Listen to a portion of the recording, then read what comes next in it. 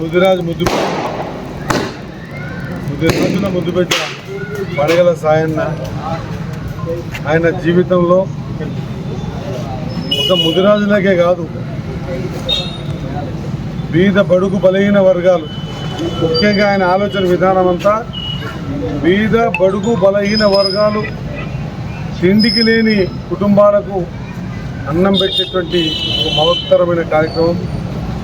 పెద్దోన్ని కొట్టి పేదోనికి పెట్టాలనే ఆలోచన విధానం. ఆయన ముదిరాజు కులంలో పుట్టడం మా అదృష్టంగా భావిస్తూ ఉన్నాం. ముదిరాజులు ఒక్కరినే కాకుండా సబండ వర్గాలన్నింటినీ కూడా ఆయన హక్కున చేర్చుకున్న విధానం దాదాపు కొన్ని వందల సంవత్సరాలైనా కూడా ఇంకా ఆయన పేరు అజరామజరం. ఉమ్మడి పాలమూరు జిల్లాలో నువ్వు ఏ మారుమూల ప్రాంతానికి పోయినా పండగల సాయన్న పాటలు పాడుకుంటూ వ్యవసాయ కూలీలు చేస్తున్నప్పుడు పండగల సాయన జీవన విధానాన్ని కష్టం చేసుకుంటూ ఆ పాట పాడుకొని వాళ్ళు ఆ సేద తీర్చుకున్న విధానం, ఆనాడు వనపర్తి రాణి గారు ఆదుకున్న విధానం, పెద్దలు కుట్ర పన్ని పండగ సాయందని ఏ విధంగానైనా సరే చంపేయాలి, ఆయన ప్రతిరోజు పేదల గుండెలో నిలిచిపోతున్నాడని చెప్పేసి రాణిగారు కట్టిన ఆనాటి 10,000 రూపాయలకు మన ఆనాటి నిజాం ప్రభుత్వంలో ఒక ఆర్డర్ పాస్ అయింది, మారో మత్ చోడో అని. దాన్ని కుట్రపూరితంగా కొంతమంది పెద్ద మనుషులు మారో మత్ చోడో అంటే చంపేయకండి, వదిలిపెట్టండి అని, దాన్ని కొద్దిగా మార్చి మారో మత్ చోడో అని కొద్దిగా ఆడ కామబెట్టి మారో అంటే చంపేయండి, మత్ చోడో అంటే ఇడిచిపెట్టకండి అని ఒక కుట్రపూరితమైనటువంటి ఆలోచన విధానంతో పండగ సాయన్ని చంపేయడం జరిగింది.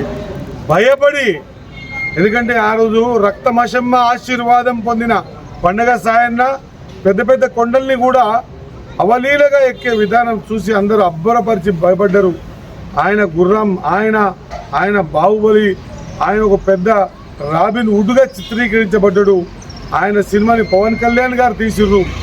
ఎంతో చరిత్ర కలిగినటువంటి ఆయన మళ్ళెక్కడ బతుకుతాడేమో అని చెప్పేసి ఆయన్ని పాలమూరులో ఆయన దేహాన్ని తలను తీసుకుపోయి ఇంకొక 10 కిలోమీటర్ దూరంలో పడేసి చంపేసినట్టు కుట్రపూరితంగా చంపబడ్డాడు. కాబట్టి పండగ సాయన ముదిరాజు కులంలో పుట్టడం మాకు పెద్ద గర్వకారణం.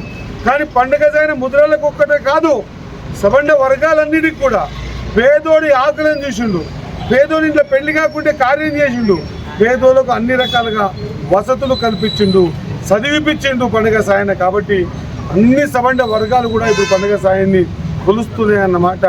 ఈరోజు నేను ఈ కార్యక్రమంలో మక్కలు ఉన్నా కాబట్టి హైదరాబాద్లో చేయలేకపోతున్నా, హైదరాబాద్ బయలుదేరుతున్నా కాబట్టి కార్యక్రమాన్ని చేస్తూ ఉన్నా. పండగ సాయన్న జయంతి వర్ధంతి కార్యక్రమాన్ని ప్రభుత్వం ద్వారా చేస్తామని 6 రోజులనే జీవో ఇచ్చినటువంటి ముఖ్యమంత్రి గారికి, ఇచ్చేందుకు సహకారం చేసినటువంటి పొన్నం ప్రభాకరన్కు హృదయపూర్వకంగా యావత్ తెలంగాణలో ఉన్న ముదిరాజులనే తరఫుకించి కూడా ధన్యవాదాలు.